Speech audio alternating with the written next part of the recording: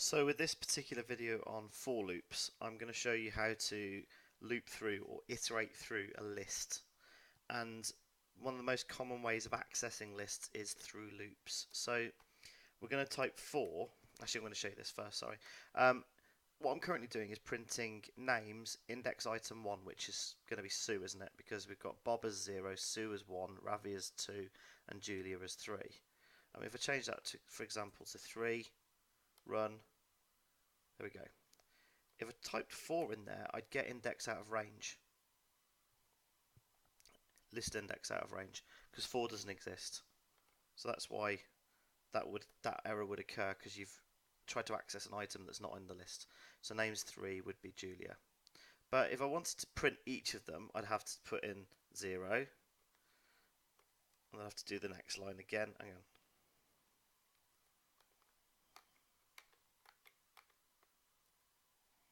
Put 1 in here. Put 2 in there. And 3 in there. You don't have to type this out. I just want to show you. So it prints each of them. But again, we could do this with a for loop. So I'm going to comment those out. And all I'm going to do is put for counter in range len. New little variable now. So I'm going to firstly show you how to do this. So list len equals len names. Now, what len does, it tells you how long the list is. So how many items there are. For counter in range, list len print names, square brackets, and all I'm going to type in is counter.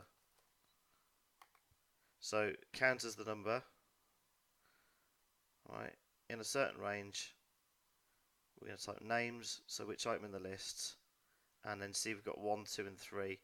They're being replaced by counter, so whichever number counter currently is. So run. Bob, Sue, Ravi, Julia. So all I'm doing is getting list len. We're going to delete that because we can make this shorter. So instead of that, I'm going to put len names in there. So in range, length of names.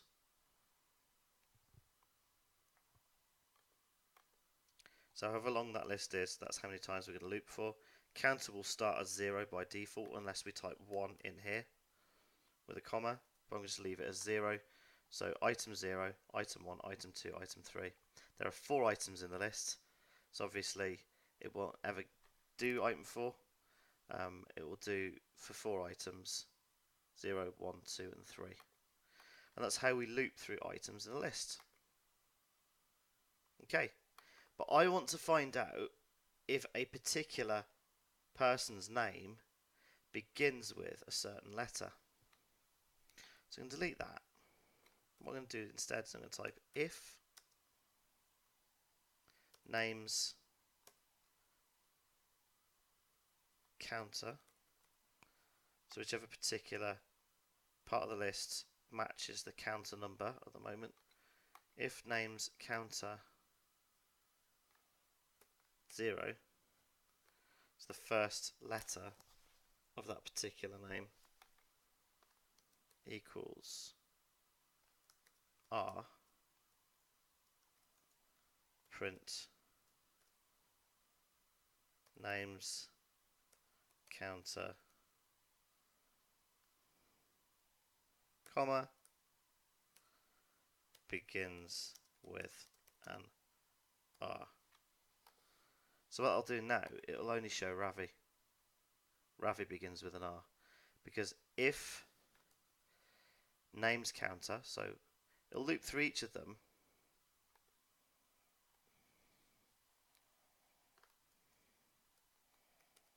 I'm going to do this right.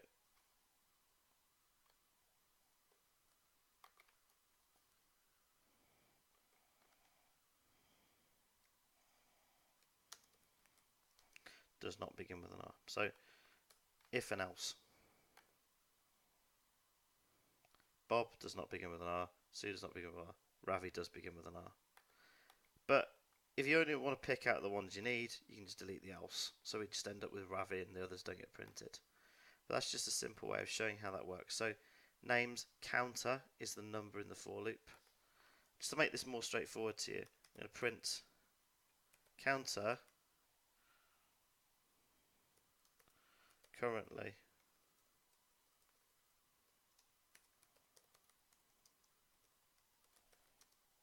is, put counter there, run, counter currently is 0. What I'm going to do is, well, I'm going to put print and some speech marks there to make an empty string. Counter currently is 0. Bob does not begin with R. Counter currently is 1. So 0, 1, 2, 3. So you can see which list items are being selected. Okay. It's all pretty good so far. So that's how to loop through items in a list and pick out certain ones that begin with a certain criteria. Let's add a little bit more to this then. So I'm just going to get rid of this code here. And I'm going to do a simple guest list checker. So we'll delete all of this. We'll ask the person your name.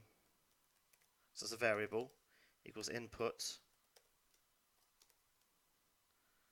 Enter your name to see if you are on the list. Okay, so pretty straightforward. We still leave it in range length of names, so there's 4 names there, so in range 0 to 4.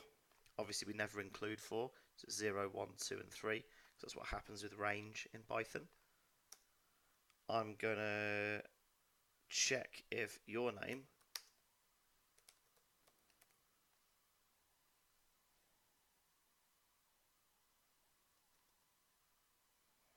equals name counter.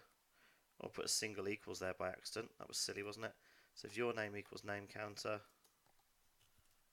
print welcome to the event. I don't know what it is, but there we go. So let's just try now. Put Paul. Doesn't do anything, does it? Ooh. Names. I made a mistake there. You'll leave it in the video just so you can see. So if I put Paul, nothing happens. However, if I type Sue, welcome to the event.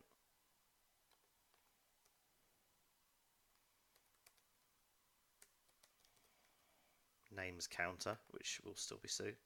So Sue, welcome to the event, Sue. Right, so we're going to have to add a little bit more complexity to this. So we've got a for loop and it's checking through each of these to see if your name is on the list. That's what we're going to get to do so far. In order to make sure that they well and truly get told they're not welcome, we need a flag, a variable called flag. That's what I always call it, and I say false. Okay. If their name, sorry, we need a false with capital F. That's a Boolean, true or false or Boolean values, right? Special type of data.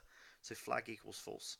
If your name is equal to the one of the names on the list, that particular name, we will say flag equals true. Outside of the for loop then, if, see I'm going back to the same level, the same line there, if flag equals false, print denied.